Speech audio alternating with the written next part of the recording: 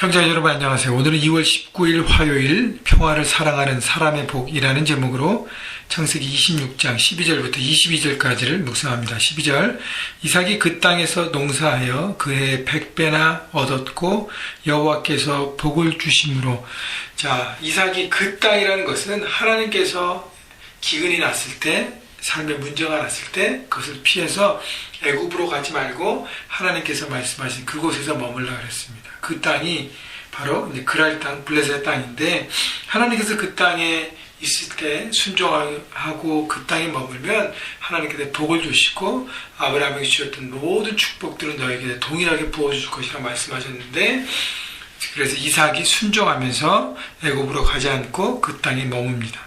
자, 순종하는 자에게 하나님께서 어떻게 하시는지 보시죠. 그해 100배나 얻었고 여호와께서 복을 주심으로. 자, 그 땅에서 하나님께서 복을 주시기 때문에 마냥 기다리지 않았습니다. 그냥 아무것도 안 하고 기다리지 않고 이삭이 그 땅에서 농사했습니다. 열심히 농사하고 열심히 일해서 하나님께서 그 일 가운데 열매를 맺게 하시고 도우셔서 100배나 얻게 되었고 여호와께서 복을 주심으로. 13절 그 사람이 창대하고 왕성하여 마침내 거부가 되어. 14절 양과 소가 떼를 이루고 종이 힘이 많으므로 블레셋 사람이 그를 시기하여.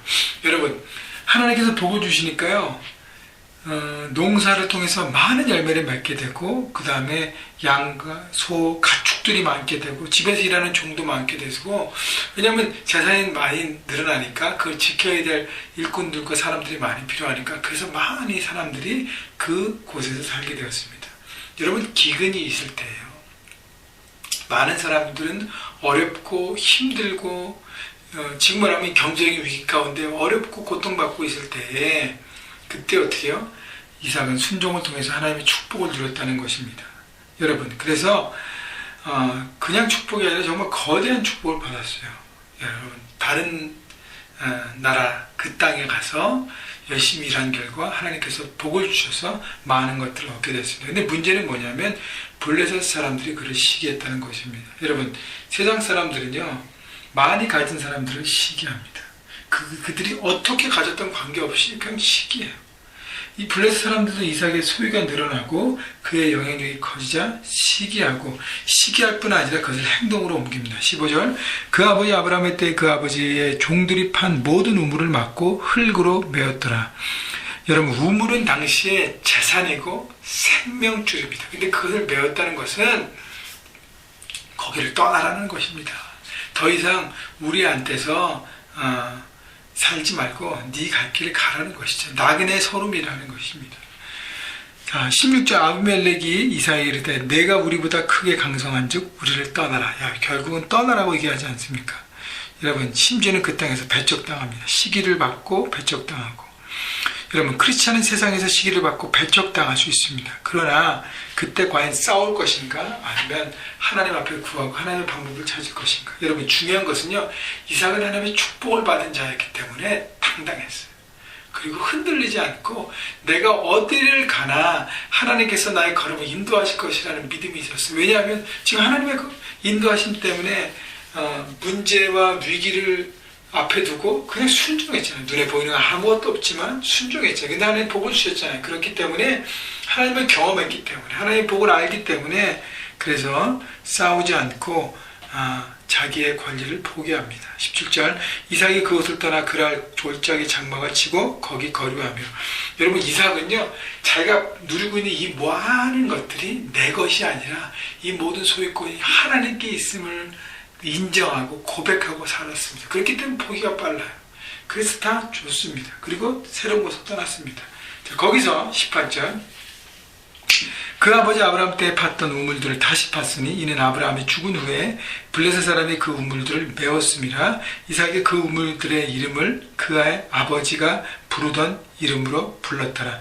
19절 이삭의 종들이 골짜기를 파서 샘 근원을 얻었더니. 자, 하나님께서 새로운 곳으로 움직인, 싸우지 않고 평강과 좋은 관계를 유지하기 위해 그렇게 했던 이삭의 삶을 축복하십니다. 그래서 메었던 우물을 다시 봤더니 또 샘의 근원을 얻고, 그래서 물을 얻게 됩니다. 그런데 문제는요, 20절. 그날 목자들이 이삭의 목자와 다투어 이르되 이 물은 우리의 것이라 하며 이삭이 그 다툼으로 말미암아 그 우물의 이름을 에색이라 하였으며. 자, 그곳에 있던 또 목자들이 찾아와서 우물을 다시 파고 샘을 얻은 걸 보면서 다시 그것을 뺏으려고 합니다. 이삭은 어떻게 해요? 다 내어줍니다. 21절. 또 다른 우물을 봤더니 그들이 또 다툼으로 그 이름을 신나라 하였으며. 새로운 우물을 파았어요. 왜냐하면 우물을 새로 팠더니 원래 있던 우물인데 메꿔졌던 거를 다시 팠더니 샘이 나왔고 그걸 빼앗으려고 왔습니다. 그래서 줘버렸어요. 그래서 또 다시 우물을 파서 또 샘을 얻습니다. 근데 또 그거를 다투고 그걸 차지하려고 해서 그냥 줘버렸습니다. 22절. 이삭이 거기서 옮겨 다른 우물을 팠더니 그들이 다투지 아니하였으므로 그 이름을 르호봇이라 하여 이르되 이전에 여호와께서 우리를 위하여 넓게 하셨으니 이 땅에서 우리가 번성하리로다 하였더라.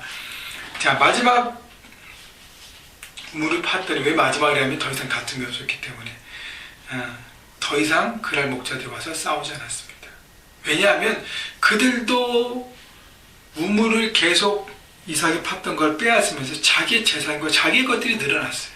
그러면서 더 이상 양심들이 생긴 거죠. 더 이상 하나님께서 저 사람을 축복하고 하는데 더 이상 우리는 하면 안 되겠다는 생각 갖고 하나님께서 통제해 주신 것입니다. 또 하나님께서 섭리해 주신 것이죠.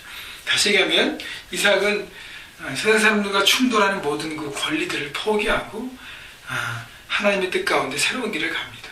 하나님께서 그 길을 축복하세요. 그래서 많은 사람들이 저 사람은 하나님께서 축복하시는 인생이구나 믿고 의지하고 인정하게 되는 것입니다. 여러분, 그래서 평화의 방법으로 승리합니다. 여러분, 지는 자가 결국은 이기는 자입니다. 물론 그 복음과 하나님의 진리 가운데 영적 전쟁이고 악한 영의 공격에는 그렇게 대적해야 되겠지만, 여러분, 악한 영은 대적해야 되지만 그 사람들은 대적하는 것이 아니라 사람들과는 평화를 누리려고 애를 써야 하는 것입니다. 그래서 크리스찬이 때로는 바보처럼 취급됩니다. 왜냐하면 다 손해보고 다 양보하고 다 내려놓기 때문입니다. 여러분, 이것이 바로 가장 형통한 인생이에요. 이삭은 확신이 있었어요. 내가 무엇을 하든 하나님께서 내 삶에 복을 주신다. 내가 하나님의 뜻 가운데 나가기만 하면, 순종하기만 하면. 그렇기 때문에 우물들을, 생명 같은 우물들을 다 내놨습니다. 그리고 새로운 곳을 향했습니다. 여러분, 세상의 삶의 현장에서 사람들이 충돌하고 시기하고 우리에게 다 떠나라고 하고 다툼을 일으킬 때 여러분 다 줘버리십시오. 왜냐하면 내어놓으면 하나님께서 새로운 것을 확실하게 주실 것입니다. 그것이 예수 믿는 사람의 어떤 확신과 담대함과 배짱인 것입니다. 여러분, 예수 믿는 배짱, 믿음을 바라보시고 결국은 그것이 승리하고 그 사람들이 여러분에게 굴복하고 여러분에게 잘못됐음을 나중에 와서 고백할 것입니다. 여러분, 그렇게 승리하는 세상에서 멋진 배짱 있는 그리스도인으로 살아가시기를 주님의 이름으로 축복합니다.